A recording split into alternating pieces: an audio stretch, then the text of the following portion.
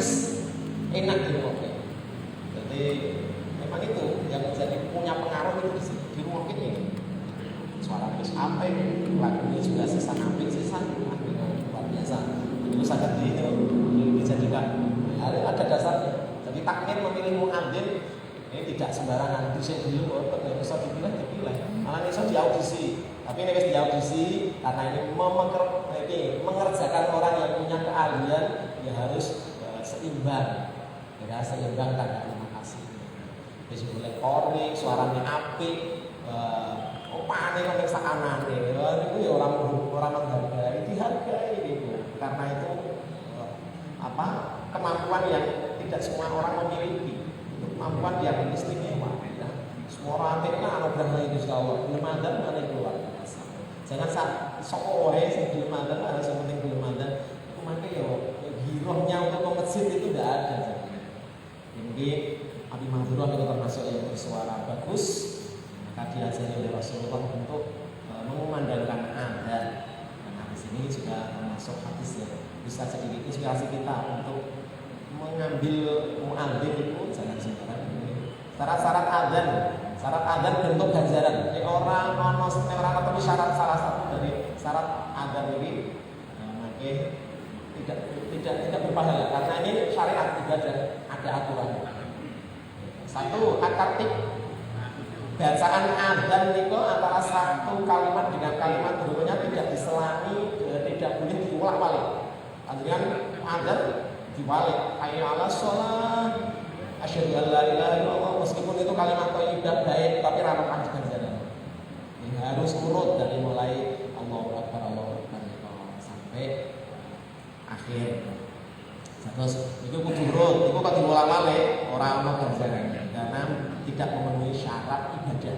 Karena ibadah itu harus ada aturan. Nomor 2, paulaon harus nuli-nuli itu berurutan, tidak dijeda. Adzan kalau HP kalau jawab WA. Ora ganjaran ini kok diselani ibadah kudu manteng. Apa meneh disambi karo resik-resik. Alam ora monggo ngene resik-resik karo sulak-sulak ora ono ganjaran. Kudu bener-bener manteng ning Gusti Allah iki niat ibadah. Maulah. Nomor 3, wajah nun di jamanatin. Suaranya dikeraskan untuk mendatangkan jamaah. Harus keras. Ini lagi loro, lagi suaranya lagi serak gitu, boleh sih suaranya bisa lantang, jadi serak-serak itu. Orang ya Pak saya mungkin kok ya saanannya, jadi saat ini. Jadi suaranya ditanggapi. Ini jamaah aja karena kita ini mengundang orang biar datang ke jamaah. Merah keras nih, suaranya lirik, kayak mau berbunga, buatan tidak ada pengaruhnya. Kemudian yang keempat, waduhul warke adanya ditulis manji waktu. Jadi manji berdale beratur ganjaran. Pak ini kok Pak, adanya jenazah sini kuburan. Ini kok orang manji waktu nih. Ini kok buatan mengundangkan jamaah. Itu ngeling mentawakitkan jenazah. Ini buatan kaki sholat. Dan ada itu tidak semuanya untuk sholat. Pada dengan orang angin ribut itu kok disunahkan. Kita bertawakal kepada Allah dengan memanggil. Paduhul waktu ini kita masih terus catat pakai baju ulama lain urutannya karena itu sudah diajarkan Rasulullah yang begitu melalui mimpi para sahabat yang urutannya juga sama seperti itu. Dan kalau ini tidak boleh diselani macam-macam, diselani kalau nyekel gawian nopo itu ganjaran. Kemudian nanti pakai jamaah dan terus mandi. Jadi kalau mundur saking kita tak perlu ini sebetulnya betul kalau yang di syarat adzan. Jadi biar adzan itu bermakna. Beberapa kesunahan dalam adzan mungkin lebih dari ini. Di antaranya nih tasbih bersubuhin, ini adzan subuh ditambahi ka as-sholatu khairun minan naum. Setelah hayya 'alas shalah sebelum kalimat terakhir ya Allah ditambahi as-sholatu khairun minan naum. Ini tambahan saking sahabat kemudian di ACC Rasulullah menjadi sunnah. Jadi tidak semuanya sumber hukum itu dari Rasulullah inspirasinya, tapi juga dari sahabat termasuk tadi sholat syukril wudhu itu catatan. Semua kebaikan tidak harus bersumber dari Al-Quran dan hadis. Dari orang soleh yang menyampaikan kebaikan bisa jadi inspirasi ibadah. Itu kalau dijalankan bagus. Dari pemimpin masyarakat kok menyampaikan suatu himbauan yang baik, jalani, jangan begini. Kan bukan hadis ya, jangan begitu. Jadi tidak semua kebaikan itu harus muncul dari Al-Quran dan hadis. Jadi hal-hal yang sifatnya kebaikan monggolah. Yang penting orang tabrakan dari syariat yang qat'i di Al-Quran dan hadis. Kalau ada kebaikan meskipun itu baik dianggapnya, tapi mungkin tabrakan kalau nas qat'inya Al-Quran atau hadis ya jangan, yang tidak dalam sedangan. Ini tasbih busuk oke. Memberikan himbauan untuk bangun tidur untuk melaksanakan sholat subuh berjamaah di sunnah. Dan yang kedua, tarjih itu menyuarakan adzan secara lirik sebelum dibanter. Nah, ini yang tidak berlaku oleh kita. Muadzin itu nek adzan apa dadak lirik-lirik mboten mesti Allahu akbar. Ada itu sunnahnya terus dibanter. Itu namanya tarjih bukan mengulang di belakang. Yang mengulang di belakang yang mendengar. Yang mendengar itu mengulangi. Tapi yang ada maca dhisik irih dan budi diteraskan. Irih iki kanggo nata. Atine dhewe banter kanggo ngundang jamaah sanes. Nomor 3, jalu musabbihataihi bisimahaihi.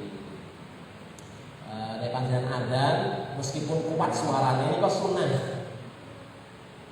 nutupi gulungan kuping ngangge musabbihat ngangge jari telunjuk. Ini ngangge napa? Kangge ngontrol suara panjenengan kita pecah. Nah, karena kan harus banter tadi disunahkan banter ya. Nanti kene panjenengan ora ditutup lubang-lubang yang bisa brobos suara yang keluar dari kita suara. Jadi kadang suaranya bisa pecah. Iku nek pecah itu hanya suaranya jadi ketek-ketek masalah. Nah itu bisa pecah sampai merusak kita suara ya. Maka itu meskipun pandangan kuat disunahke dibunteti. Salah sijinya boleh, dua-duanya boleh. Mungkin ini tengger ini diperintahkannya dua-duanya.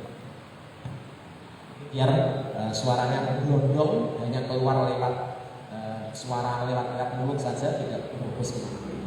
Ini sunnah namanya. Kemudian al-qiyam ada disunahkan dengan berdiri bagi yang mampu. Yang memang mengambil ini bukan mampu ya semampunya. Tapi yang pasti mampu berdiri, jangan sambil duduk, apalagi jongkok. Biar suaranya juga lepas. Dan itu ibadah yang menghargai, berdiniati undang pokoknya. Yang kelima istiqbalul qiblah, madhep qiblat. Kecuali hayya 'alas shalah, hayya 'alal falah. Hayya 'alas shalah kita disunahkan toleh ke kanan. Hayya 'alal falah disunahkan toleh ke kiri. Meskipun padahal sudah pakai toa di atas, rasa noleh-noleh, semua lingkungan masjid sudah dengar, tapi ini sunnah. Panjenengan jalani itu namanya menjalankan sunnah Rasulullah. Ibadah sejati Rasulullah, hikmahnya gede, termasuk memberi roh dari adzan yang mengikuti syariat Kanjeng Nabi. Meskipun hanya bersebut, itu kan tidak ada pengaruhnya Pak. Dulu itu soalnya harus hadap kanan kiri, itu kan soalnya tidak pakai toa kan begitu. Tapi ini namanya sunnah, tetap sunnah. Jadi dijalani tetap dapat pahala. Meskipun rano pengaruhnya karena panjenengan madhep ngulon ngetan ngalor ngidul, toane muter ana kabeh, ya tetap banter ya. Nomor 6, tahmilu wajhi yaminan fi hayya 'alas shalah wa shimalan fi hayya 'alal falah. Yang ke-7 diwuduin di awal sebelumnya dengan wudu. Kemudian yang ke-8 diakhiri dengan doa dan baca sholawat atas Nabi. Niki syariat sunnah-sunnahnya silakan dipenuhi. Insya Allah disinilah hikmah dari panjenengan undang nanti yang harapannya jamaah itu akeh. Yang punya nilai istimewa di hadapan Allah SWT. Tadi sudah disediakan rumah-rumah spesial bagi para muadzin di surga. Di muadzin bagian dari takmir masjid, bagian dari pemakmur masjid itu muadzin. Karena takmir belum tentu bisa 5 waktu di masjid, tapi kalau muadzin ini bisa menjadi menjadi contoh ya, karena 5 waktu bisa tepat sholat karena dia ngadzan. Masa bar ngadzani mlayu ya mesti yang ngikuti nggih. Tapi ya ono kuwi. Muadzin ya bar ngadzani mlayu mrene iki terus dia wis ora percaya. Nanti imam itu lah kalau sholat dhewe kan iki sing ngadzan. Nggih. Jadi Allah SWT berfirman dalam surat At-Taubah ayat 18, A'udzubillahi minasyaitonirrajim. Bismillahirrahmanirrahim. Innama ya'muru masajidallahi man amana billahi wal yawmil akhir wa aqamas sholata wa ataz zakata wa lam yakhsha illallah fa'asa ulaika ayyakunu minal muhtadin. Innama ya'muru masajidallah, sesungguhnya orang-orang yang dianggap memakmurkan masjid-masjid Allah, man amana billah, yaitu orang-orang yang beriman kepada Allah, wal yaumil akhir, dan beriman pada hari akhir, wa aqamas shalah, dan senantiasa menegakkan sholat. Ibadah sholat di Al-Quran tidak menggunakan kata yaf'alu, tidak menggunakan kata ya'malu, tapi menggunakan kata akoma yuqimu, karena ini kata akoma yuqimu tidak hanya sekedar pelaksanaan, tidak hanya fi'lu. Kalau fi'lu itu dohiriyah, dohirnya saja sholat, tapi kalau akom ini sudah dohir batin, ini sholat kafir, sampai efeknya tanda anfasya wal munkar itu akom. Maka di Al-Quran tidak ada perintah sholat menggunakan kata ya'malu, yaf'alu, tapi menggunakan akoma yuqimu.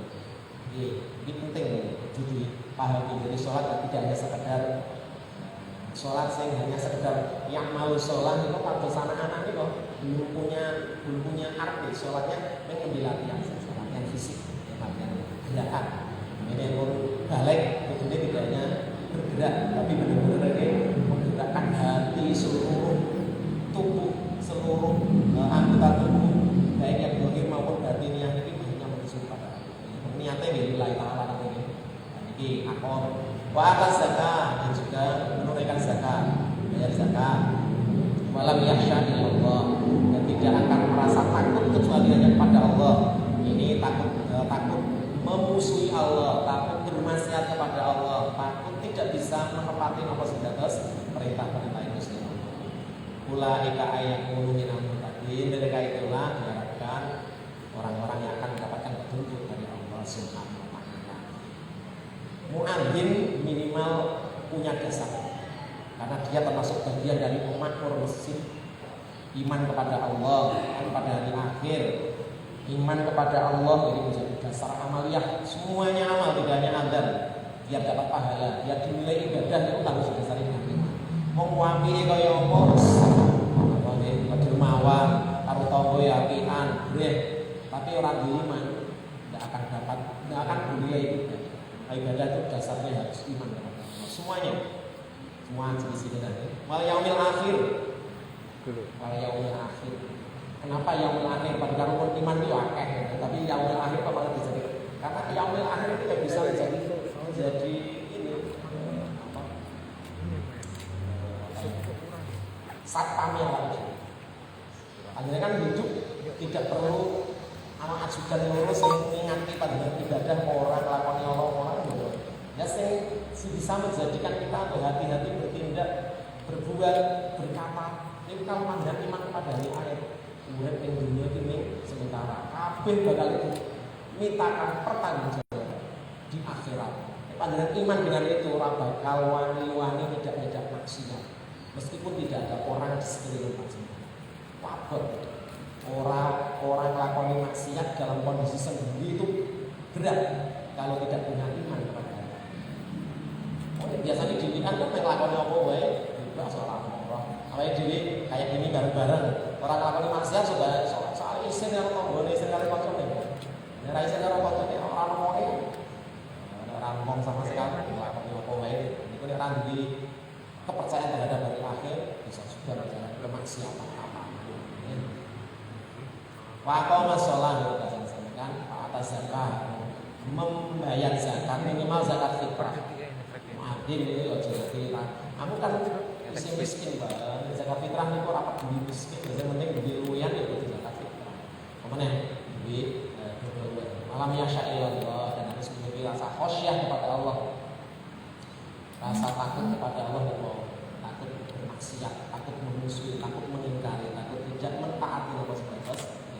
Mulai layak dalam insya Allah orang-orang yang makmur masjid tersebut akan senantiasa hidupnya ditunjukkan oleh Allah jalannya. Nah, itu auto kan ya, itu ya, ekspektasi kita. Jadi semuanya semoga tetap bisa. Iya, Ya, sudah mengarah. Jadi semua orang yang berkecimpung di kemesjidan untuk memakmurkan masjid itu semuanya takmir masjid. Orang takmir itu yang dicatat di tembok ada dalihu takmir masjid ketua betul itu. Tapi itu tadi yang hakiki takmir masjid itu tadi iman pada Allah, iman hari akhir, sholat atau ditinggal di zakatnya yang dilakoni, memiliki rasa khosyah yang tinggi terhadap Allah SWT. Iman itu yang menjadi predikat takmir masjid. Nek takmir masjid secara juridis sing diketopan dipilih bareng-bareng nika ketakmiran kepengurusan. Harapannya yaitu nanti bisa memenuhi 5 hal tadi. Jadi biar takmir itu tidak hanya sekedar mengurus masjid tok, tapi ya bisa menjadi contoh di masyarakatnya untuk 5 hal tadi. Fungsi masjid di zaman Rasulullah, kita berupaya bagaimana memakmurkan masjid ini tidak hanya sekedar sebagai masjid ini tidak hanya dimanfaatkan sebagai tempat ibadah, tapi masjid kita kembalikan kepada fungsi yang hakiki seperti yang dicontohkan oleh Rasulullah dulu. Rasulullah menjadikan masjid itu tempat ibadah, itu tujuan utama. Dan yang kedua pusat pendidikan termasuk pendidikan non formal ya.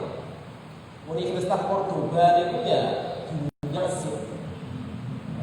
Ada berbagai jenis fakultas, bahkan ada fakultas kedokteran di sana itu dulu ya belajarnya di masjid, tidak pakai klasikal di ruang-ruang yang AC, kemudian dosennya tuh harus sarjana kedokteran dan sebagainya enggak.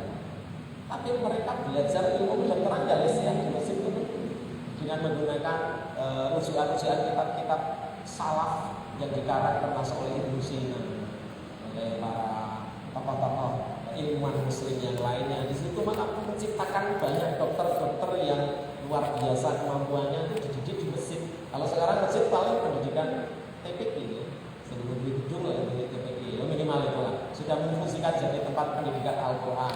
Tapi sebenarnya tidak hanya itu, masjid itu bisa diprogramkan untuk ngaji berbagai macam ilmu pengetahuan, baik ilmu maupun agama ya.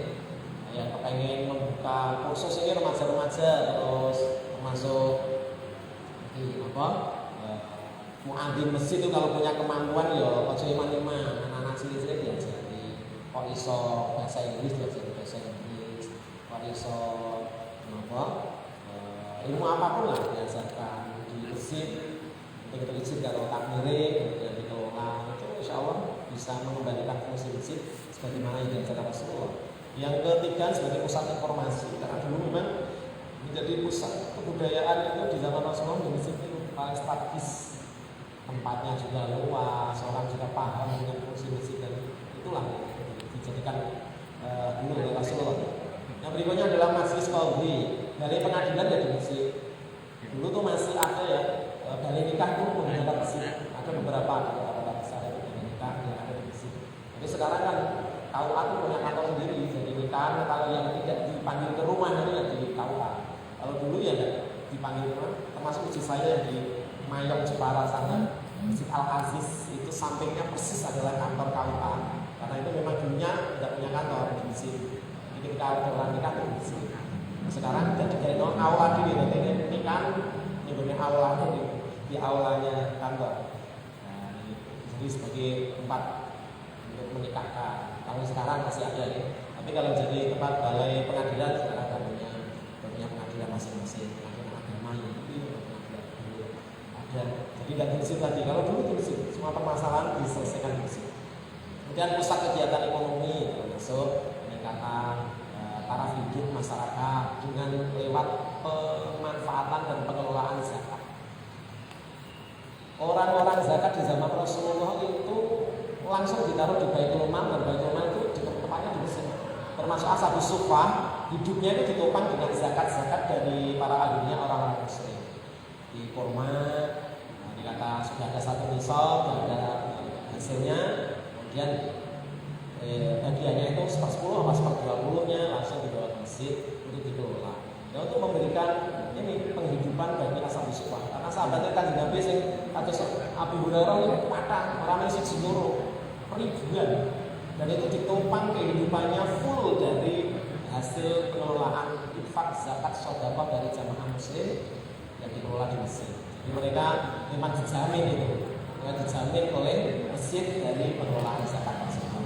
Kalau sekarang kadang iyo masyarakat itu belum sinkron dengan program masjid. Meski di sana ini di sana amil zakatnya, kadang sudah ada pengurus yang mengurusi masalah zakatnya, baik zakat fitrah maupun zakat mal. Itu kadang saya percaya. Ini perlu introspeksi. Mungkin ya memang ada yang tidak transparan secara pengelolaannya. Kalau transparan, insya Allah pada percaya. Nomor piro, diparenti piro, yes no. Zakat itu orang itu diuntung. Pengelolaan zakat itu tidak harus punya untung. Bahkan itu malah rugi, tapi rugi kita yang itu berapa? Jadi meskipun boleh, karena amil itu boleh mengambil bagian dari zakat. Tapi ini amil itu sudah mau mendatangkan. Mau saya miskin semua. Prioritas yang pakai miskin. Jadi kalau pengelolaan zakat seperti itu mungkin masyarakat sudah percaya. Insya Allah itu dari sedikit. Dan itu tidak usah digembar-gemburkan. Kita ini amil yang syar'i, kita ini amil yang amanah, tidak usah begitu. Itu Allah nanti yang menggerakkan hati dari masyarakat. Memang adil, memang transparan dan sebagainya. Maka mereka bisa percaya. Saya itu selalu menakjubkan kalau pas Ramadan itu pengumpulan zakat fitrah gamal di masjid saya itu bisa sampai 100 juta. Bukannya percaya tidak, itu sampai 1000.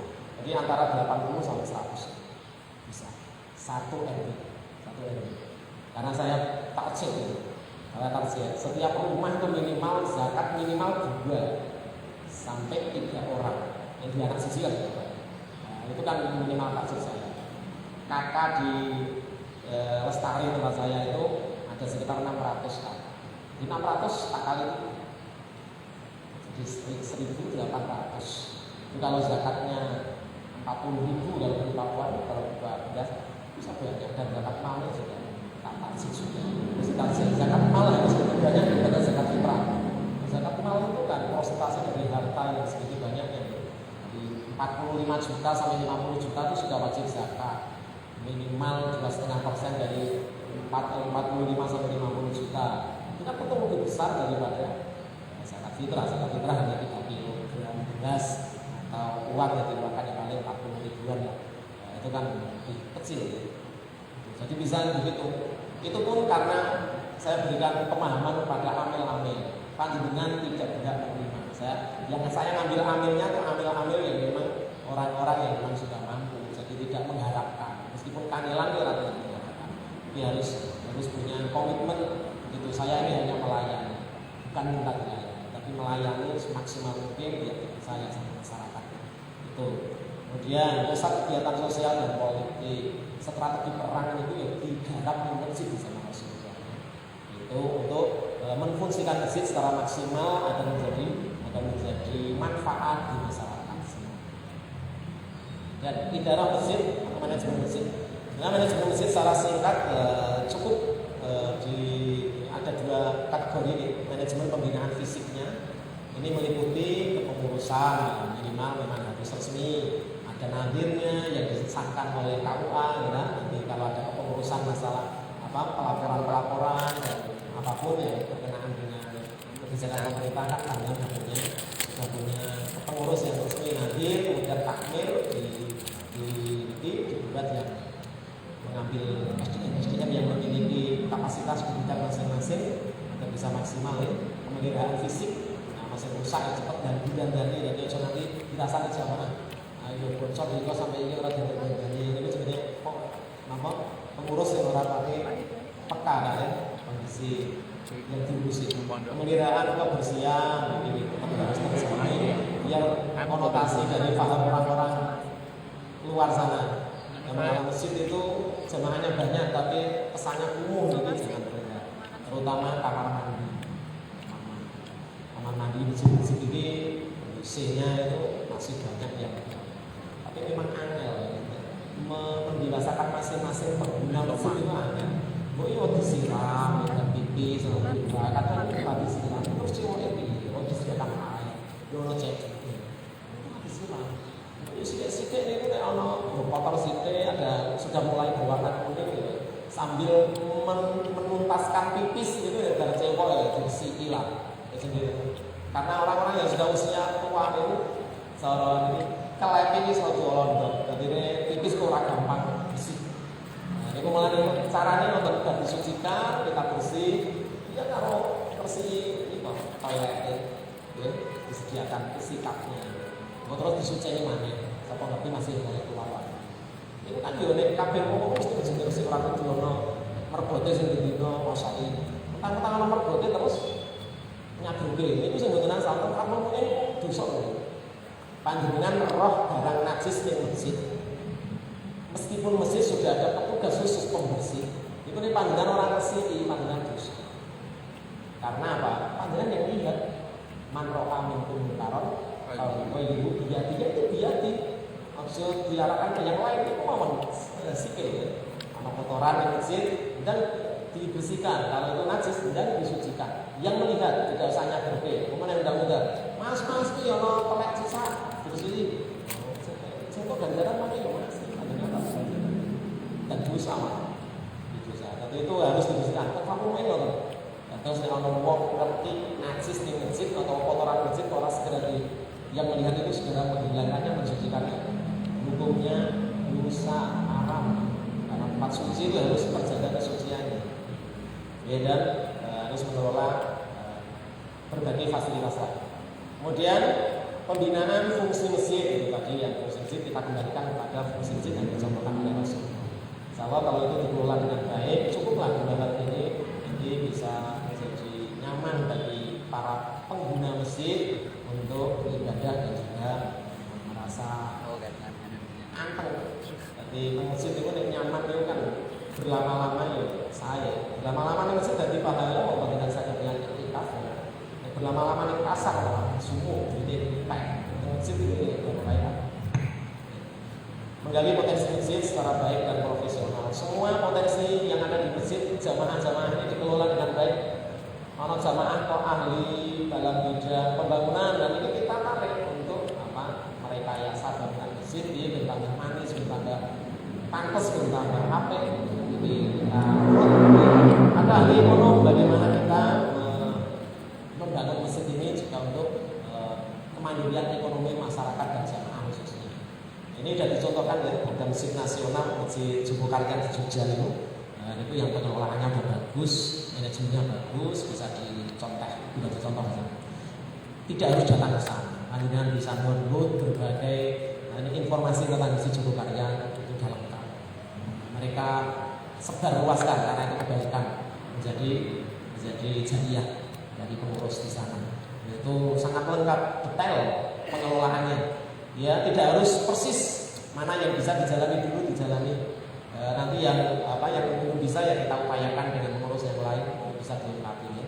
Kalau memang selengkap dari sana juga melalui proses. Gurunya juga sama kita, cuman dikelola secara maksimal dan serius.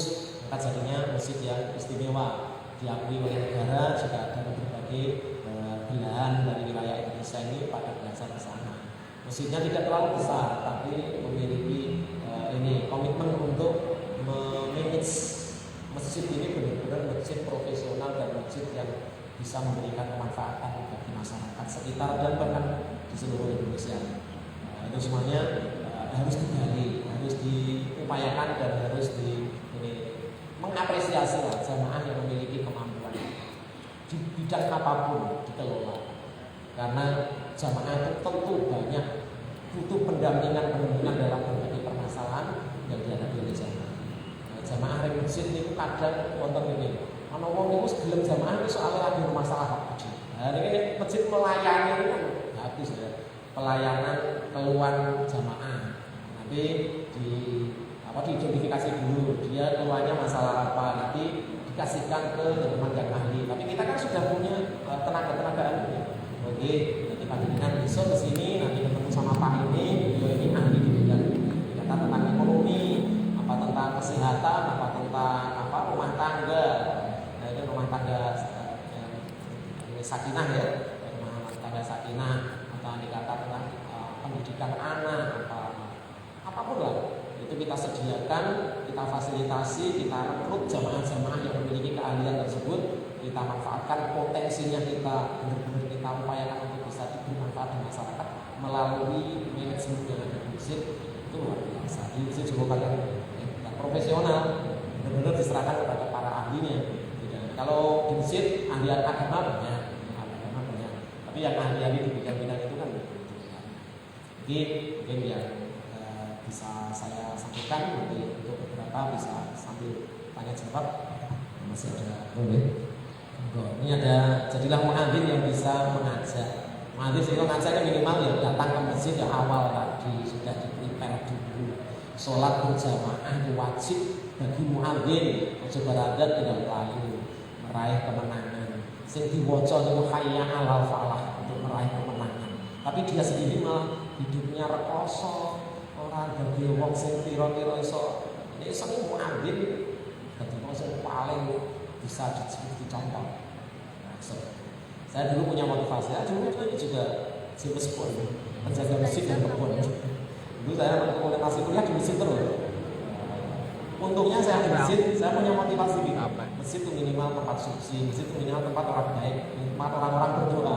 Minimal saya didoakan banyak orang masjid, biar jadi orang yang bermanfaat kan begitu. Nah itu alhamdulillah, manggon Pambaya, kadang malah sektor isyarah, itu akan sukses.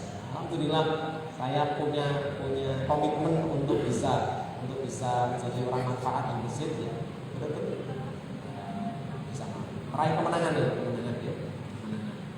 Kemudian meraih keberuntungan. Hayya 'alal shalah, hayya 'alal falah, ini kemenangan, keberuntungan di situ semuanya. Masa ngajak orang beruntung malah dia beruntung diri. Nah itu perlu dipelajari, perlu dikaji. Ada apa dengan perilaku dari muadzin tersebut? Muadzin ini saya kuliah itu kudu cepat lulus ya. Soalnya dino ngajak keberuntungan belum lulus seperti itu berarti manajemen waktunya itu ya tidak benar. Muadzin itu saya dulu jadi muadzin juga masjid. Saya punya komitmen saya harus menjadi lulusan pertama di angkatan saya. Itu bisa tercapai. Tapi saya tidak meraih nilai yang bagus dan saya dengan Quran. Namun lulus dan kerja di masjid ini memang tidak menjadi ini tempat tumpuan saya utama enggak, tapi menjadi jembatan utama saya untuk meraih sukses di masa depan. Karena adzan itu hayya 'alal falah. Bahwa adzan yang memiliki roh ini menepati syariat adzan harus dilakukan secara jiwa tulus dan ikhlas. Jadi wakil Allah untuk memanggil sholat berjamaah. Jadi muadzin itu ramai wakil presiden, wakil Gusti Allah. Itu ramai ngeri ini. Penjaluan kabeh dituruti lho wakil Gusti Allah. Kudune. Jadi teladan bagi jamaah lain. Sholatnya paling ngarep bisa. Apa? Wiridane napis dari awal sampai akhir, apa ayat lain. Nah, ini jamaah lain apa ya? Muadzin kudune nunggu sampai rampung. Kalau yang mau mesti saja dia ini. Jadi teladan bagi jamaah. Menjaga akhlak. Muadzin pacaran. Wes salahke terus cemaralah dina dan pacaran kok. Itu bahaya. Seperti fitnah ini. Rasa pacaran jadi muadzin sih. Ini jadi contoh, jadi sorotan banyak. Hayati kalimat-kalimat dalam adzan untuk memiliki roh yang kuat. Semua kalimat itu mudah dihayati. Dan nanti kita amalkan. Jadi hayya 'alal shalah, hayya 'alal falah ini sebagai tadi saya hanya mempermudah. Jadi panitia itu hubungannya muadzin menjadi pilar utama untuk kesejahteraan. Yang mungkin terinspirasi dari hayya 'alal falah ini. Karena apa? Adzan itu selalu mengajak kepada keberuntungan dan kesuksesan ya. Mengajak sukses menjadi sukses diri di percaya, kudunya sukses. Nah, sukses segalanya bisa diraih. Insyaallah dengan ridha Allah dan dengan ini pertolongan dari Allah SWT. Demikian teman-teman dilakukan bersama. Kalau ada pertanyaan silakan bisa disampaikan.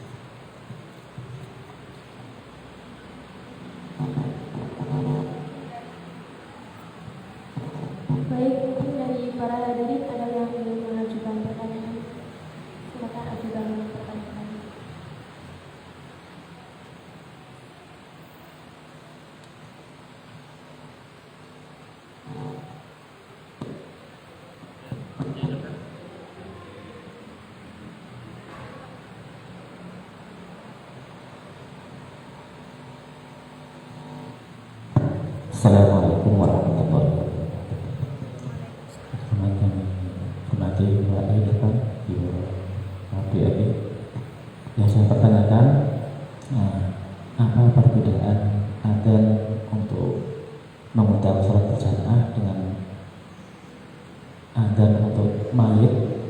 sekalian hukumannya, apa ada perbedaan, apa sama? Matur suwun. Assalamualaikum warahmatullahi wabarakatuh. Terima kasih Pak Soleh. Adzan untuk memanggil jamaah sholat dan adzan untuk memanggil untuk mengadani jenazah yang biasanya di makam itu ya. Ketika mau dimasukkan ke cepuri, dan segi katanya dibuka ini jadi terus diadani. Untuk redaksinya sama persis, niatnya ini yang berbeda. Ini panjenengan adzan untuk memanggil orang sholat, niatnya memanggil maksud sholat itu jamaah. Niatnya. Kemudian yang ada di makam itu kan mentauhidkan si jenazah yang sudah kita makamkan. Jadi orang itu bertauhid tidak hanya saat masih hidup, saat masih di kandungan saja selalu kita bacakan ayat-ayat Al-Quran. Itu mentauhidkan. Dia sudah mengenalkan Tuhannya. Terus dikuatkan lagi oleh Allah saat usia 4 bulan dalam kandungan itu. Dipanggil, kemudian disuruh bersaksi. Alas tu rabbukum wabih jamin usia 4 bulan itu jawabnya podo. Oh mesti panjenengan adalah Tuhan. Nah, itu harusnya dididik dari mulai dalam kandungan sudah mulai dididik. Kalau orang-orang barat kandungan selama janin masih di kandungan ini bisa diberi stimulus dengan mendengarkan lagu-lagu klasik. Kalau di umat Islam tidak usah pakai lagu-lagu klasik, diwacake ayat Al-Quran, diwacake sholawat, diajak berzikir. Itu kita punya yang tontonan yang lebih ubudiyah dan lebih Islam ini. Tidak usah pakai musik. Dibacakan surat Yasin, surat Maryam, surat Al-Baqarah dan berbagai surat-surat ayat Al-Quran itu semuanya sama. Sampai di yang lain. Makanya di hadis Rasulullah salah satu hadisnya adalah belajarlah dari mulai ayunan sampai yang lain. Ya, salah satunya yaitu ditauhidkan lagi saat dimakamkan di atas. Redaksinya masih sama Pak, cuma niatnya saja. Kita niat mentalkin jenazah agar ingat dan kuat benar-benar dalam ingatan itu bahwa Tuhannya adalah Allah Subhanahu. Ya, enggak ada.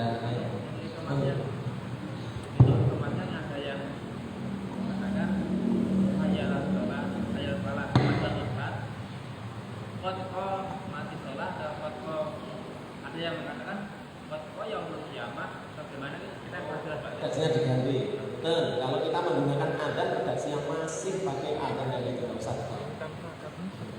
Karena begini, ibadah itu kan sesuai dengan tuntunan tidak usah diganti, Ini nyata aja, niatnya itu untuk mengingatkan, mentauhidkan artinya di sini. Untuk lafalnya kan tidak sinkron Pak. Mau disebut jenazah masuk kotor mati sholat ya minimal mengingatkan bahwa kamu adalah guru adalah orang yang sholat. Jangan kau lupakan itu. Mengingatkan juga mengingatkan yang kasih juga. Jadi tidak usah diganti redaksinya tetap itu okomatnya ya kok mati sholat. Itu mengingatkan dia dulu orang yang sholat mosok sampai sholat tadi bisa sholat itu lah jadi tameng dari sisa alam kubur maupun alam. Redaksinya sama. Terpakai kata contohnya ini wudhu ini kan beda-beda fungsinya ya. Kalau saya wudhu kan ini ngilangno hadas sulit. Ini kan niatnya ya tetap apa itu doa dirafil hadas azuri fardhu ta'ala sesuai ya. Tapi kalau saya wudhu kan dulu disyukuril wudhu atau lipat sedikit wudhu. Ini kan ya tetap niatnya ya nama itu doa dirafil hadas azuri fardhu ta'ala. Kalau saya menggantikan niat, tapi sing ini dalam arti kan aku bisa wudhu tapi saya kasih wudhu niku dengan sholat fardu yang berikutnya. Jadi kata sholat maghrib panjenengan sudah wudhu, kok sampai isya belum batal, seharusnya boleh langsung sholat isya. Tapi panjenengan nglakoni apa dados dawuh Rasulullah niku pas wudhu menjadi sunah.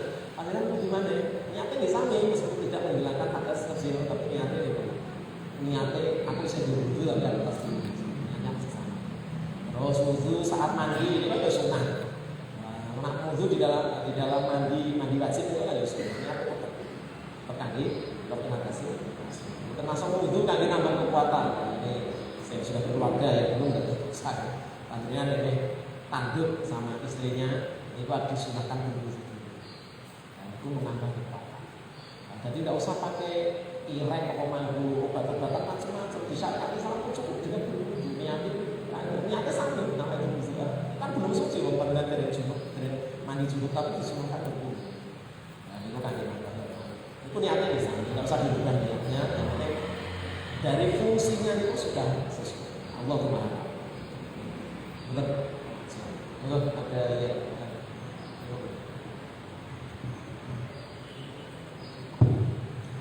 Bismillahirrahmanirrahim. Assalamualaikum warahmatullahi wabarakatuh. Nama saya Suyati Pak dari Marbat Masjid Al-Mutaqin Bibaan. Yang akan saya tanyakan, di setiap tanggal 1 Maulid, ibu-ibu di kampung saya itu berjanji untuk mengenang atau membahagiakan atau lahirnya kanjeng Nabi Muhammad Rasulullah SAW, sehingga saya pernah mengumandangkan azan Isya itu kalau tidak lupa jam 7.28 Pak. Setelah itu beberapa kali saya ditegur sama seorang imam masjid, Pak jangan azan setelah lebih dari jam tentuan azan karena itu dosa. Ya saya tanyakan itu betul apa salah. Yang kedua Pak, saya sering menghadiri orang yang sudah meninggal di yang lain. Itu ada yang menyarankan lafaz yang terakhir itu qad qomati sa'ah atau qad qomati istiqomah atau ditetapkan qad qomati sholat. Karena itu ada yang bilang orang yang sudah tidak bisa sholat kok suruh sholat. Mohon jawaban, kiranya nanti kalau saya ditanya orang bisa dipertanggungjawabkan. Terima kasih. Assalamualaikum warahmatullahi wabarakatuh. Waalaikumsalam warahmatullahi wabarakatuh.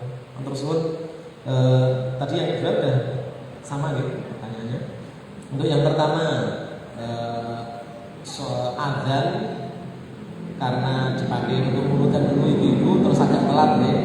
Ini buat dosa bahkan disunahkan. Panjenengan mau sholat apapun, mau sholat sendiri maupun sholat jamaah itu disunahkan azan. Cuman begini, kalau yang di masjid yang dipakai loudspeaker ya yang pertama. Nah, panjenengan pertama ya.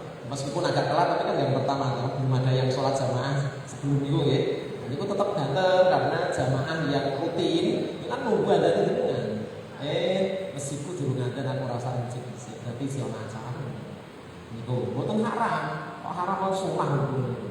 Panjenengan sholat dewi, sholat isya itu sekarang jam 7 kurang 10 ya. Jam 7 kurang 10 menit. Panjenengan isone sholat itu jam 10 soalnya dari undangan dhisik dan hajatan dari tonggo. Panjenengan sholat itu omah jamaah karo keluarga dia enggak. Ini bahkan sunnah. Setiap mau sholat fardu itu disunahkan azan dan iqamah. Baik sendiri maupun tadi sudah tak sampaikan di depan ini, baik sendiri maupun sama. Ini bukan haram. Cuman biasanya azan kalau orang yang waktu dia kan begitu deh. Itu masih di waktunya, tidak di awal waktunya masih. Dia diluruskan. Nanti kan mau sebagai Fathul Mu'in tentang bab azan halaman kalau tidak salah 29 di matanya Fathul Mu'in itu adalah bab azan itu tentang sunnahnya azan dan iqamah itu kapan sampai kapan dan untuk sholat apa saja di situ. Kemudian lafale nabal azan ngadani jenazah yang untuk kuburan itu niatnya itu loh Pak. Niatnya ngadani jenazah di kuburan orang akan sholat mentauhidkan, bukan untuk sholat, untuk panggilan adanya masih sah. Mau diganti ya monggo, cuman kalau diganti berarti kalau redaksinya tidak sesuai dengan syariat tadi urutannya dan kalimatnya lafal-lafal yang sudah diajarkan oleh Rasulullah seperti itu, maka rantok ganjinya. Kemudian ganjiannya itu diupayakan tetap tepat. Jadi tidak harus diganti, jangan gini. Berarti rasinkron loh Pak, maksud kok mati ya, itu bahasanya semua. Yang penting panjenengan melafalkan kalimat tauhid, niati mentalkin jenazah ini biar ingat Tuhannya adalah Allah, Rasulnya adalah Nabi Muhammad, kitabnya adalah Al-Quran, yang dipegang sejati adalah tauhid dan melakukan sholat itu menjadi kewajiban tiap harinya, itu semuanya mengingatkan sama si jenazah, bukan untuk melakukannya. Ini akan mentalkin. Nalkin jenazah itu mulai dari menjelang azan ya ditalkin. Menjelang azan. Menjelang azan udah dibaca la ilaha illallah, talqin yang mengingatkan. Ketika sudah meninggal itu ingatkanlah, sampai dikuburkan itu ingatkanlah, karena di situ banyak rugi itu, ada banyak gangguan dari iblis si jenazah dari mulai menjelang azannya sampai di alam kubur itu sampai dimakamkan itu rugi itu rasanya. Itu orang lali oleh kami malaikat bukan nakir. Jadi resepnya, wong nalkin mayit, wong soal itu Allah tidak bocor berarti haram. Makanya ini apa? Undukan. Jadi betul-betul ini nyeling itu sunnah diingatkan karena kita kasihan biar sama-sama selamat. Di redaksinya monggo diganti, berarti ala sholat itu tidak bisa diganti. Jadi biar ada kan masih utuh, betul itu lafal. Ya, mari untuk kalau ada yang lain saya jawab dulu. Assalamualaikum warahmatullahi wabarakatuh. Waalaikumsalam warahmatullahi wabarakatuh. Perkenalkan, nama saya Qasim Taufik Akbar dari Masjid Al-A'la Wonoloko. Pertanyaan saya yang pertama, saya sangat tergugah sekali dengan yang namanya ruful adzan ini Bapak. Saya menggeragapi awak dhewe saya ternyata mungkin adzan saya ke masyarakat itu nggak mau berangkat mungkin karena nggak ada rohnya. Saya sangat tergugah, terima kasih Bapak ini tadi. Terus yang kedua ini Bapak, saya pernah ya semacam yang sudah disyaratkan secara syariat tadi, mencoba dengan suara yang bagus dan suara yang enak didengar masyarakat itu, malah implementasi prakteknya itu hanya sebagai kenangan orang tersebut, tidak menjadi tergugah jiwanya untuk berangkat ke masjid. Hanya tahu Pak itu yang suaranya bagus, tapi nggak tergugah sampai situ.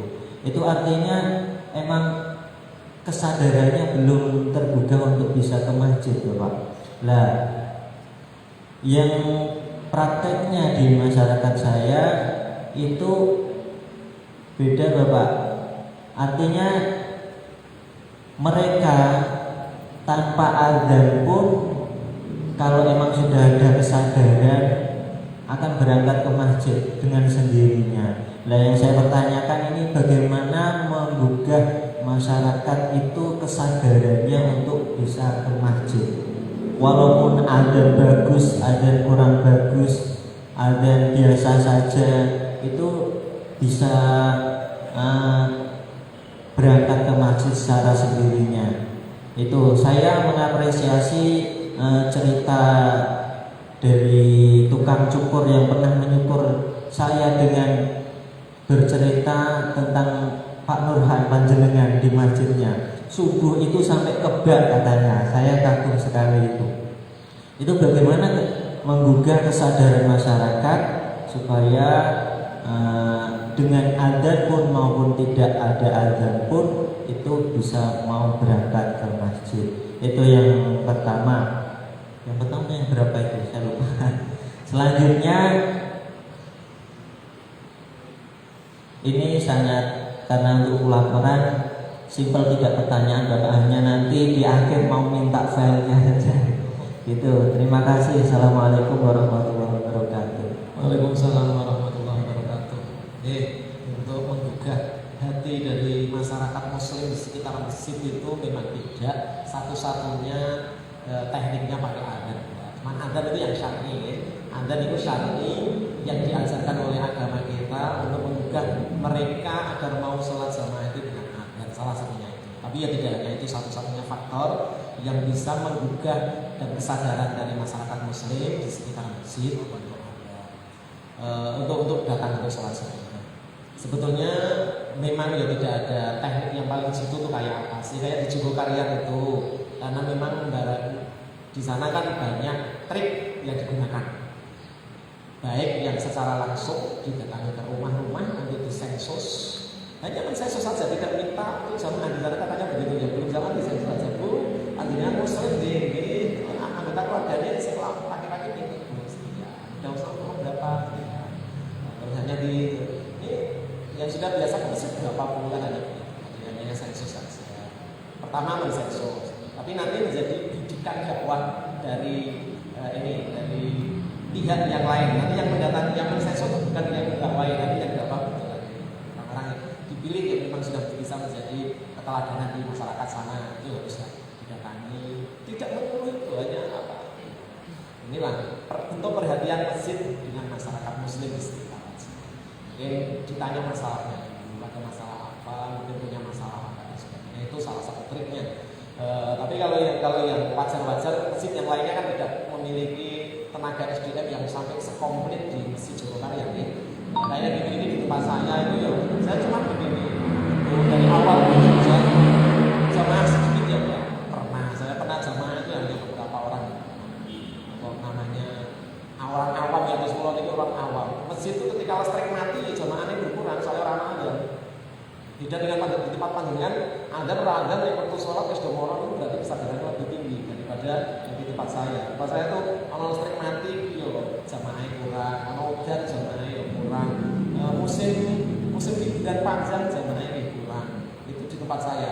Tapi kalau yang jam-jam biasa itu, insya Allah ya kata. Tapi bukan karena saya mempengaruhi macam-macam. Cuma saya punya itu tadi, ingin mengisi roh dari adzan itu benar-benar harus diupayakan meskipun belum mencapai. Semua orang yang melakukan suatu amalan ibadah diniati itu memang ikhlas terus karena Allah dan ini adalah syariat, itu nanti efeknya yang otomatis Pak. Kita tidak usah berpeluh-peluh untuk mengajak seperti di Jogokarian, itu aja panjang niati. Ya Allah kalau ini kelampai maka tidak terus perintah panjenengan Gusti hukum-hukum yang bermanfaat. Atau mawon wis diniati sing ini Allah sing bergas. Allah yang bergas. Saya tidak pernah berkunjung ke mana-mana ya. Tapi memang ada budayanya. Ini subuh di tempat saya itu agak saya pakai. Saya tuh kasihan karena saya juga orang awam biasa ya. Kadang yang tidurnya terlalu malam, itu bangunnya rada aneh. Ini bar adzan subuh terus komat, jelas rano jamaah. Soalnya wong tani turu ki masalahnya akeh. Ono sing pengen hibah, ono sing pengen pipis, ono sing pipis ning sekolah, wis kados kula pipis minimal 10 menit resiki. Karena saya khawatir takut dengan hadis Rasulullah. Rasulullah itu pernah melewati kuburan di sebuah makam itu Rasulullah langsung berhenti masuk ke dalam kuburan, kemudian mendoakan ini ahli kubur di situ, dengan memotong pelepah kurma dibagi-bagi yang masih hijau itu kemudian ditancapkan di atas. Para sahabat kemudian ini ikuti karena nggak tahu dasarnya apa, kemudian itu biar Rasulullah niatnya apa, urusannya apa. Lalu setelah selesai Rasul ditanya, wahai Rasul apa yang Anda lakukan? Wahai para sahabat, saya melihat ahli kubur di sini banyak disiksa oleh Allah. Yang laki-laki kebanyakan disiksa karena tidak bisa bersuci dari kencing. Karena kencing itu masih kadang sakarnya diri. Dulu nanti tuntas dan dicewoli padahal nanti keluar lagi meskipun setetes itu najis. Yang najis sujudnya rasa sholat tidak bisa. Maka anak terutama laki-laki. Kalau perempuan kan agak mudah, beda dengan laki-laki karena itu ada selangnya. Selang ini benar-benar normal itu tuntasnya susah. Apalagi kalau udah sepuh itu dan udah punya banyak penyakit ya, ada prostat, penyakit batu gitu dan sebagainya. Kok wujudnya benar-benar dituntaskan itu agak lama. Syariat Islam untuk menuntaskan itu siji konfirm dan panjangan habis tipis terus tuntas itu belum minimal 3 kali. Itu kudu dilakoni, karena dilakoni panjenengan ora ana ikhtiar kangge tuntaske. Nek baru ngono dibersihkan, disucikan. Kemudian mengerjakan aktivitas apa saja langsung nanti biar itu dalam kondisi tadi tegang itu biasanya tidak bisa keluar, tapi kondisi netral maka kadang masih keluar lagi. Itu makanya disucikan. Undi berhubung. Nah itu hubungannya laki-laki banyak disiksa di kubur para laki-laki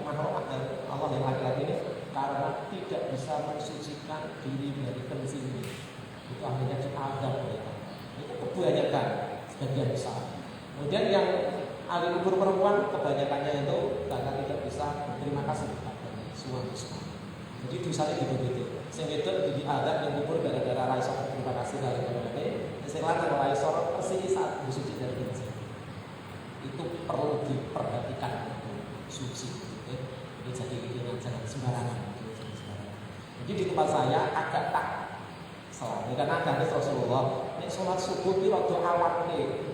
Meskipun sholat subuh sholat itu paling bagus di awal waktu, tapi waktu di awalnya maksudnya agak diundur. Itu jangan langsung ada langsung komat lah.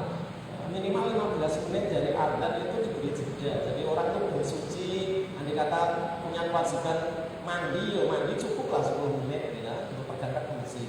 Jadi tempat saya itu tempat penampungan orang-orang yang telat-telat dalam ke masjidnya. Masjid kono wis komat kalau itu turun dan berkumpul kebak gara-gara ditaruh di tak awal. Dan itu jeda tempat saya itu sampai 25 menit dari adzan. Gitu. Bukan strategi terbut jamaah, enggak, saya hanya kasihan. Terus kepengen dirinya ke masjid untuk jamaah, tapi komat akhirnya sholat komat diri kan sakit. Dan itulah yang dihasilkan Rasulullah. Sholat subuh khususnya itu pengawan itu. Itu karena apa? Untuk sholat tani subuh itu bangun di pagi hari itu masalahnya banyak. Jadi itu hanya menjalani tadi syariat dari Rasulullah. Harapannya ya bermanfaat. Di tempat saya bukan istimewa seperti masjid-masjid sana sini. Mana-mana sebulan di hampir-hampir sekarang banyak. Masjid-masjid di lingkungan perumahan kesadarannya banyak. Sokor-sokor juga dengan berbagai trik-trik dari masjid yang memang ada istilah ento minggu pagi atau mungkin di Jumat pagi sekedar konsumsi untuk Jumat berkah. Itu di masjid saya itu saya banyak orang yang berinfak mau kacang hijau, jajan apa itu kalau khusus Jumat. Kalau minggu tak sediakan karena ada pengajian setiap minggu pagi kita sediakan. Itu bukan trik lah, menghargai mereka yang datang ke masjid ini yang tak laksanakan. Betul. Untuk kalau mungkin ada.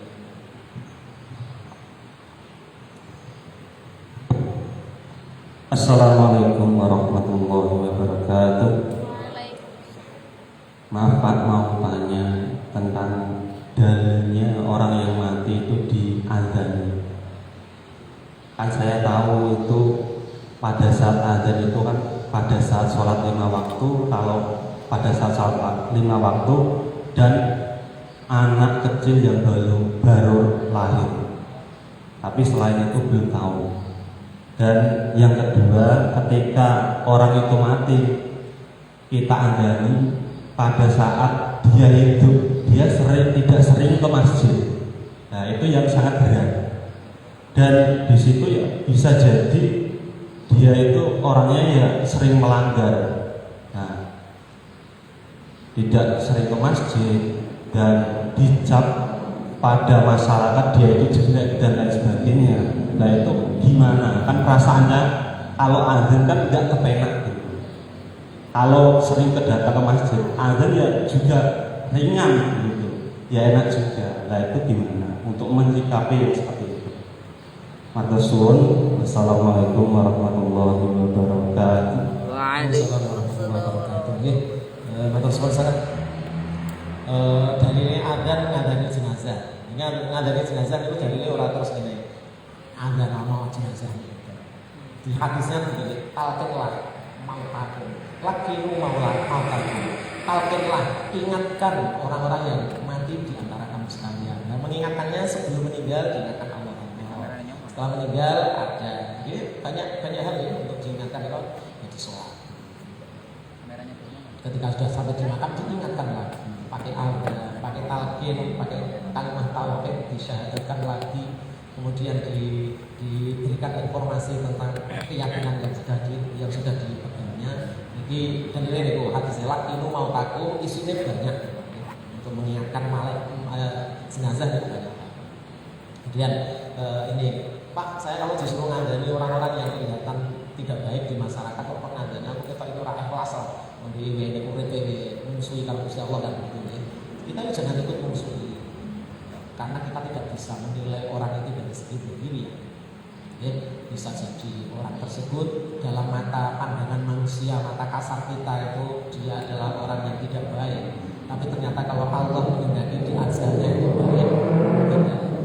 Kanjeng Nabi menyarankan begini, saksikanlah jenazah-jenazah yang ada di lingkunganmu. Saksikan kalau dia itu baik apabila punya satu dasar, minimal pernah ke masjid sekali saja itu sudah baik.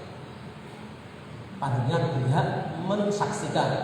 Kalau biasanya ini yang berangkatnya kan terus derek, sedaya, makasih Mbak. Iki si fulan ini saya apa saya.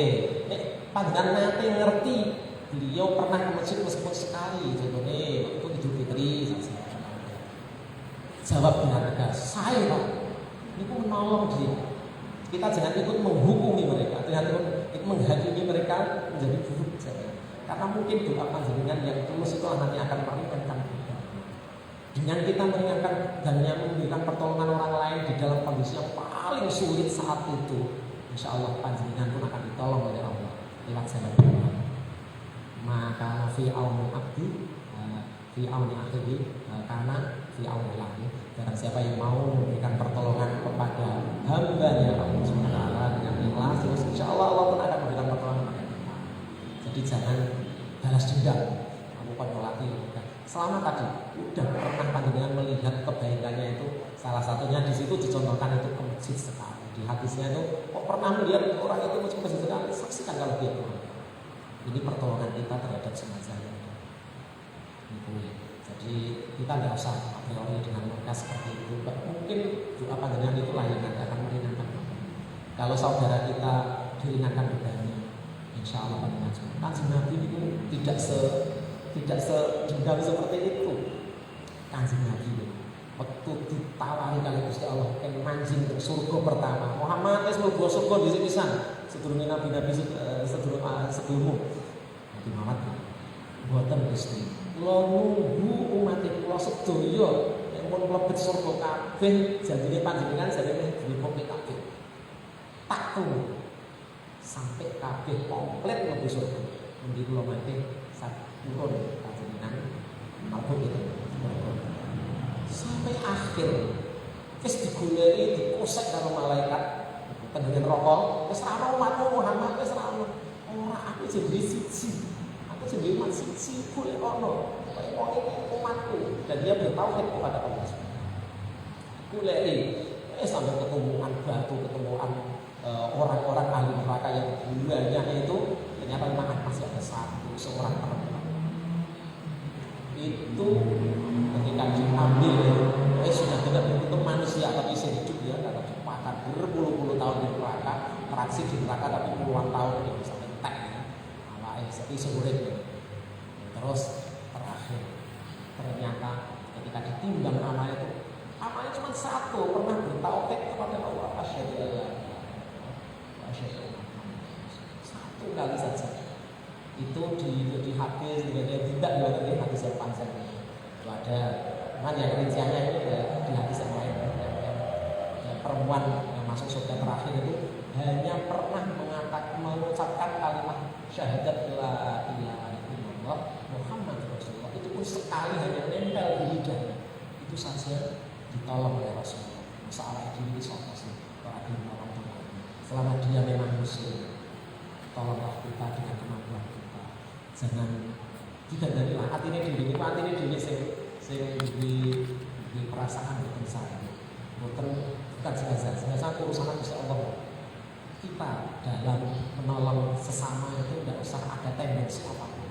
Nah ini bisa disampaikan oleh Imam Al-Ghazali ya ngelakoni perkara sing paling abot itu siji di antaranya ada beberapa hal 5 atau 7 di antaranya adalah kita berbuat baik terhadap orang yang tidak pernah berbuat baik kepada itu yang susah tapi itu pahalanya luar biasa besar.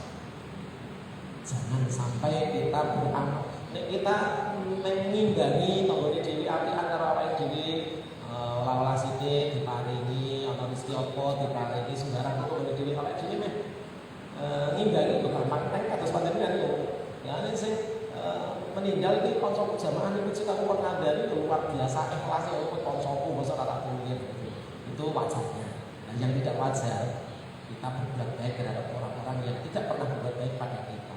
Itu yang paling istimewa. Dan itulah nanti yang bisa menyebabkan panjenengan itu istimewa di hadapan Allah. Tidak pilih-pilih, yang penting ada dasarnya. Nah, tadi kalau bersaksi minimal ke masjid. Tapi kalau muslim saya penting dia memang muslim lah. Dia juga muslim meskipun muslim asli. Orang-orang muslim yang bermaksiat, tolong dengan kerelaan panjenengan. Itu yang akan memberikan keringanan bagi beban beliau di alam barzakh nanti. Insya Allah kalau panjenengan terus, insya Allah itu efeknya luar biasa. Hendaknya ini jangan menaruh itu menilai-nilai, yang menilai biar Allah. Seperti itu. Menurut kalau ada yang lain. Contohnya kan Nabi ngapi kali umatnya itu parah sangat. Tidak hanya itu. Berbuat baik terhadap sesama itu kan Nabi tidak memperdulikan agama. Wong Yahudi sing utau ning pasar ora iso mbok pangan itu ditekan kan Nabi tiap hari. Didatangi untuk dikasih sarapan, dikasih makan siang, dikasih makan sore, makan malamnya didulang piyambak. Disuapi kan Nabi piyambak. Meskipun setiap datang ke situ ngoceh karuan, membenci Nabi, mencaci Nabi. Bahkan kata-kata di antara dalam hadisnya itu, aku kalau bisa melihat Muhammad akan aku cincang dia. Padahal kan Nabi ini ngarepan. Itu kan Nabi api itu. Ini contoh-contoh ya. Kita tuh jangan kalau kita benar-benar Islam yang kafah ya, tirulah sifat-sifat Nabi yang seperti itu. Jangan balas dendam. Kita sekarang ini kan kode Islam ini kadang ece-ece. Itu kan bagus gitu ya. Bukan Islam yang rahmatan yang alami ya. Islam rahmatan yang alami tidak begitu. Kita semuanya adalah saudara. Bahkan saudara sebangsa itu ada nih yang ukhuwah watoniyah. Siapapun dia kalau sebangsa kita bilang. Bahkan Kanjeng Nabi dia piagam Madinah itu saling melindungi dan mengamankan dari penduduk Madinah. Baik yang Muslim, Nasrani maupun yang ini ada di piagam Madinah. Saling tolong menolong selama mereka tidak mengganggu kita, eksistensi kita, ibadah kita. Itu tidak boleh, kita harus saling mengamankan antara sesama meskipun tidak seiman. Itu yang muasyarah dengan sesama. Tapi tadi yang masalah itu penting banget ya. Karena memang secara umum kita perasaannya seperti itu. Kamu pun melatih orang tahu sholat itu pilih. Sokong di sholat kita dengan itu bermanfaat. Tidak hanya bagi dia, bagi kita yang dapat pahala kita. Sholat jenazah itu panjenengan melatih jenazah muslim itu pahalanya bahasa hadis apa? Piroton ya. Kita ya karat, tapi piroton. Kalimun. Itu piroton itu apa piroton itu bagi Rasulullah? Piroton itu gunung Uhud. Jadi panjenengan takziah ini orang yang meninggal dunia sampai nyolati ini untuk kebaikan sebesar gunung Uhud. Sampai nyolati. Kok sampai dimakamkan itu jenazahnya panjang untuk 2 kebaikan sebesar gunung Uhud. Siapapun dia. Seperti Islam, seperti jenazah muslim ya. Muslim asli, muslim taat, muslim asli orang muslim taat, boleh tokoh. Ini yang penting nih. Jarang-jarang kita punya kebaikan segunung Uhud. Kebaikan itu sedikit sebiji zarah aja ada balasannya. Apalagi segunung Uhud. Kalian punya motivasi nanti untuk takziah ini. Ini takziah jangan ini minimal tolak. Panjenengan di persoalan sanes dan melatih bisnis untuk manfaatnya panjenengan takziah. Di samping takziah ada takziah dari keluarga. Tersusun untuk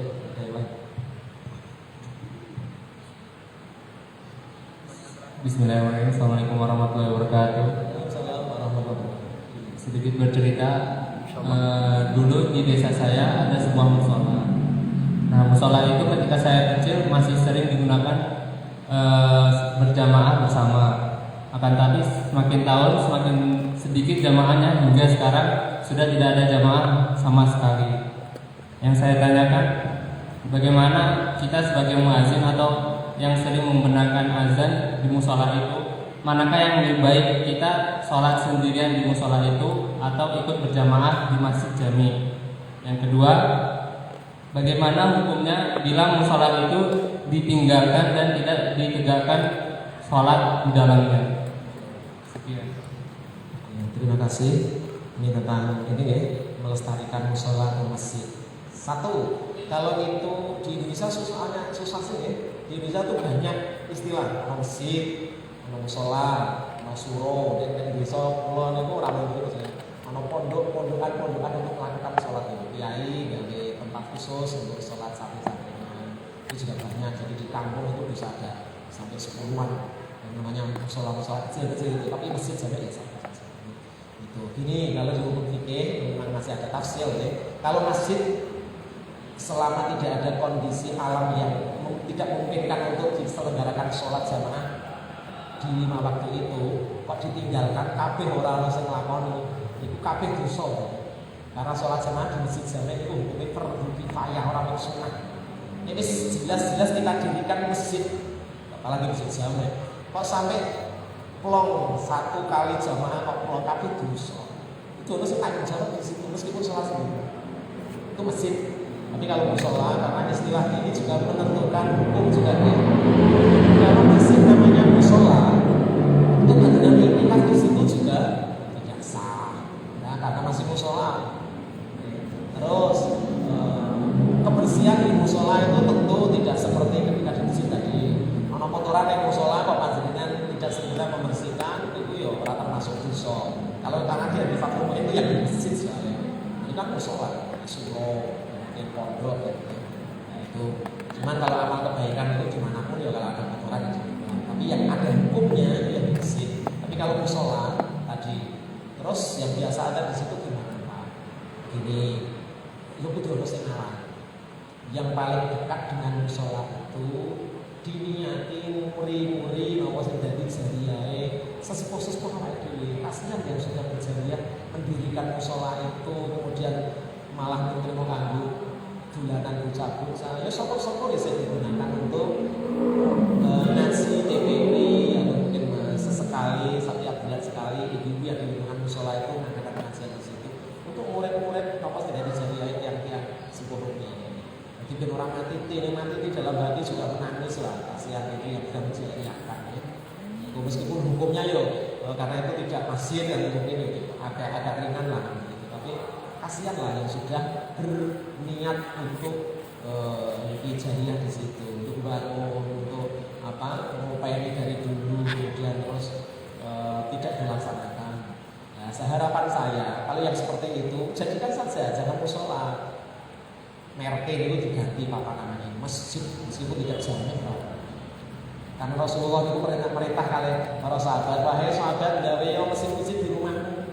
Itu dalam arti ini di rumah panjenengan ada tempat khusus yang dimana di situ adalah hanya untuk sholat jamaah untuk keluarga. Di situ kalau panjenengan sudah jadikan masjid, memang konsekuensinya tidak boleh dialih fungsikan apapun.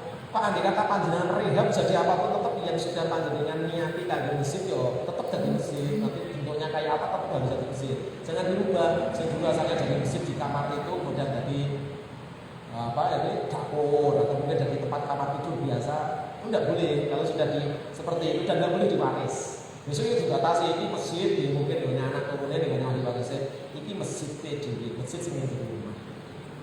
Ini tidak bisa menjelaskan karena ini sudah menjadi hak Allah karena ini wakaf sudah menjadi wakaf ditulis ini wakaf untuk masjid keluarga jadi berarti rebut karo anak buah ini kepengen dijunjung rumahnya tinggal di musola jadi junjung ini jadi dibuat saja masjid jadi biar bisa untuk itikaf wayah poso kalau orang ini kemarin masjid jamek setelah kan aduh katanya tidak mau oleh masyarakat yang di situ.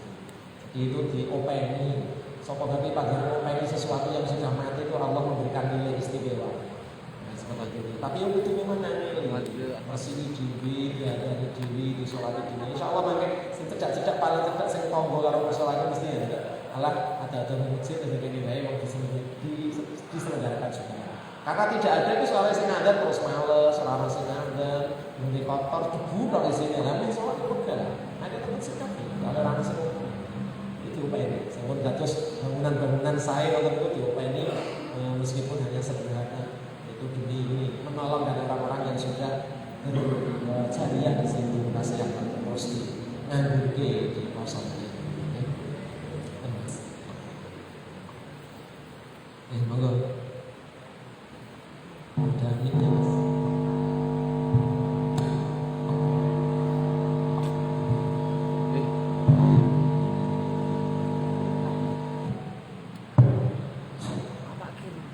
Assalamualaikum warahmatullahi wabarakatuh. Perkenalkan, nama saya Mawar Suryani dari Masjid Baitul Istiqomah Kuncen. Yang saya pertanyakan yang pertama yaitu masalah doa sebelum azan.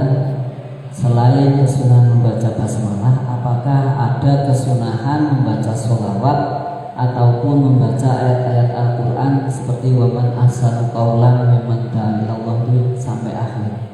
Karena pengalaman yang sudah itu kadang kemungkinan ada muadzin yang terjadwalkan muadzin tapi dia telat datang waktu Jumatan. Terus karena sudah terbiasa dia membaca doa sebelum adzan, ya sholawat, terus membaca itu tadi ayat-ayat Al-Quran. Terus ada jamaah yang pada berbicara, sudah telat kok malah doa dengan adzan. Yang saya tanya, apakah ada dalil atau hadis khusus yang menerangkan kesunahan doa sebelum adzan membaca Al-Quran ataupun membaca sholawat? Yang kedua kalinya, di luar dari muadzin, yang saya tanyakan lagi, saya pernah ditanya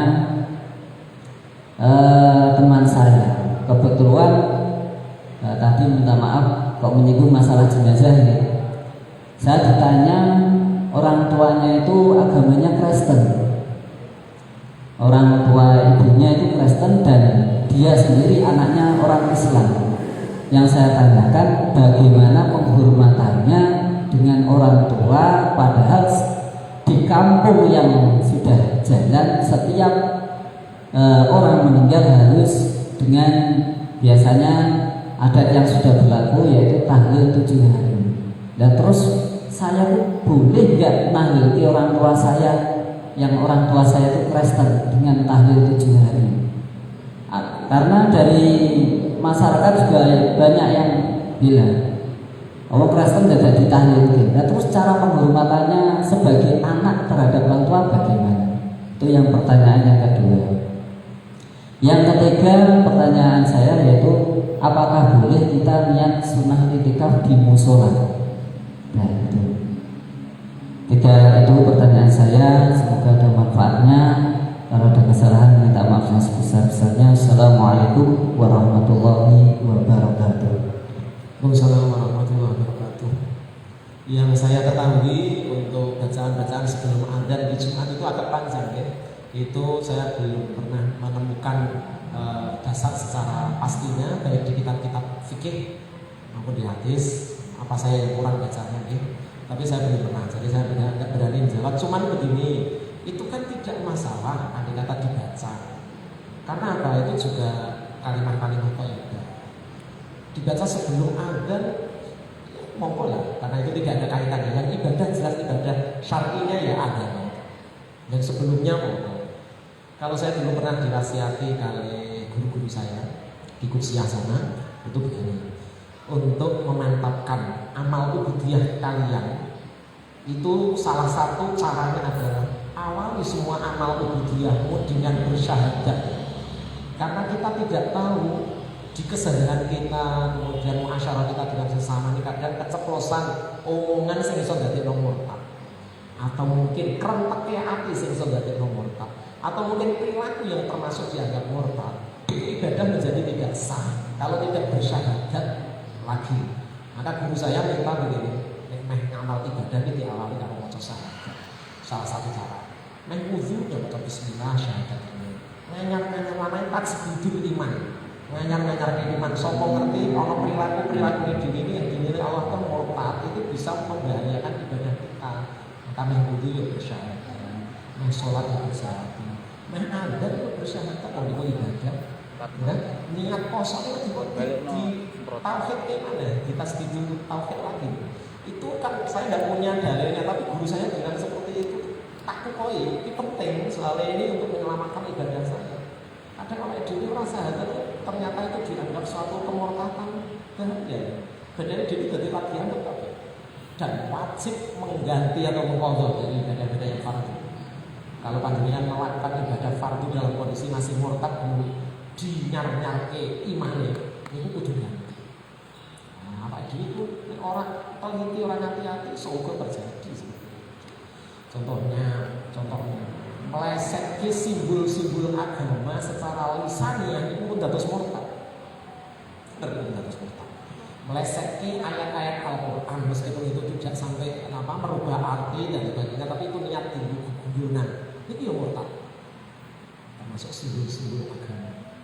Mungkin orang dilambani karo syahadat, ibadah kita akan gugur semua karena tidak didasari dengan niku dawuhe guru kula. Niku nggih kula sampai ke panjenengan termasuk ke jamaah kula niku ibadah maca syahadat kan rapet nggih. Maca selawat itu ya ono ganjaran. Dibaca sebelum azan monggo maca apa wae. Tapi kebijaksanaan itu juga penting. Sholat Jumatan wis pak kabeh ternyata sing ngandine teko karo panjenengan wis gelem dajuli langsung azan kangge golek ikhlase jamaah di sana. Ora usah maca apa-apa niku jenenge kebijaksanaan kan dari pribadi. Tapi kok ono wis kadung wis ngenteni terus maca jane ya jamaah ini sing kurang sabar. Ning masjid iki yo ngamal ibadah per detik juga dinilai ibadah. Kok yo trimo ngenteni maca syahadat, maca selawat pirang menit, pirang detik. Kok yo dadak dipadu terus didadekno masalah. Itu yang menjadi kita itu tidak rahmah itu loh. Dan beragama itu punya rahmah yang gampang. Ini seperti orang nabrak ajaran agama untuk kulo niku kabeh wong nek ibadah ning Gusti Allah dadak ngenteni dalil malah rasa ibadah. Ya, ajaran ibadah itu sebenarnya orang nabrak kalau agama aturan sing jelas kok jalani semuanya. Kita jaring itu nek jaring awake dhewe akeh itu kan harapan untuk dapat ikan banyak. Jaring itu wajib kok iya nek wajib ditampa. Sebenarnya bukan. Sapa ngerti malah ibadah kecil itu yang menjadi untuk yang diterima.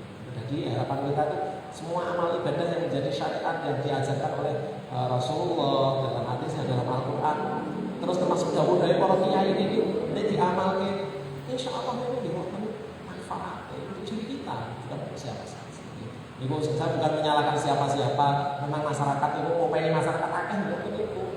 Orang iso ngiwangi sini main itu, orang iso lakoni sering main itu biasa.